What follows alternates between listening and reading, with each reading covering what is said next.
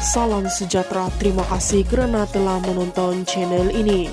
Kita kembali lagi di channel ini menyampaikan berita-berita hangat, gosip panas mengenai artis dalam dan luar negara. Mari kita tonton isu-isu hangat hari ini. Jangan lupa tekan like, share, dan subscribe. Dan jangan lupa juga tekan tombol lonceng agar Anda tidak ketinggalan dengan berita-berita hangat yang selanjutnya dalam channel ini. Berita hari ini yang bertajuk kurang bukti Punca Soekar dakwa orang ketiga ganggu perkawinan. Kuala Lumpur, kekurangan bukti dan keterangan kuku menyukarkan kes gangguan rumah tangga berpunca daripada orang ketiga didakwa di Mahkamah Syariah. Menteri di Jabatan Perdana Menteri Hal Ehwal Agama, Dr. Muhammad Naim Mokhtar berkata atas sebab itu jarang kes sedemikian diteruskan dan mendakwa di Mahkamah Syariah walaupun terdapat peruntukan undang-undang berhubungan kesalahan sedemikian. Beliau berkata kesalahan itu tertakluk sama ada mengikut Section 36, 37 dan 38 Akta 559 atau Akta Kesalahan Jenayah Syariah Wilayah-Wilayah Persekutuan 1997. Dalam mana-mana pertuduhan jenayah terdapat beberapa elemen yang perlu dibuktikan oleh pendakwa. Isu yang timbul dalam kes mengikut Section 36, 37 dan 38 ini adalah berkaitan dengan pembuktikan dan kecukupan keterangan untuk pensabitan seperti perbuatan atau percakapan menghalang pasangan daripada hidup bersama atau perbuatan atau percakapan yang menghasut atau memaksa atau memujuk katanya kepada BH. Beliau berkata demikian ketika diminta mengulas rungutan golongan istri yang menuntut keadilan bagi kes konflik rumah tangga berpunca daripada orang ketiga. Isu ini turut mendapat perhatian ramai selepas pelakon Putri Sarah sebelum ini memfailkan saman di Mahkamah Section Kuala Lumpur dan dua aduan di Jabatan Agama Islam Wilayah Persekutuan yaitu Jawi terhadap Ira Khazar yang didakwa mengganggu rumah tangganya bersama pengarah dan pelakon Samsul Yusuf selama 4 tahun. Ira yang baru-baru ini sah menjadi istri kedua Samsul disiasat mengikut Section 38 Akta 559 bagi kesalahan menghasut suami atau istri supaya bercerai atau mengabaikan kewajiban. Jika sabit kesalahan boleh didenda Rm5.000 atau dipenjarakan tidak melebihi 3 tahun atau kedua-duanya sekali. Justeru Muhammad Naim berkata dalam sesuatu pendakwaan pembuktikan yang kuat diperlukan bagi menyokong kes untuk didakwa. Beliau berkata ini termasuk pembuktikan dari segi dokumentasi seperti perbualan chat, email, surat maupun saksi yang mendengar.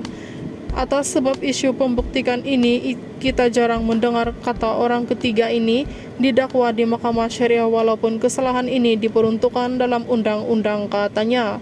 Muhammad Naim yang sebelum ini memegang jawatan Ketua Pengarah Jabatan Kehakiman Syariah berkata mana-mana individu sama ada suami istri atau orang lain mengesyaki wujudnya kesalahan seperti Section 36, 37 dan 38 boleh memulakan tindakan dengan membuatkan laporan atau aduan rasmi kepada bahagian penguatkuasaan Jabatan Agama Islam.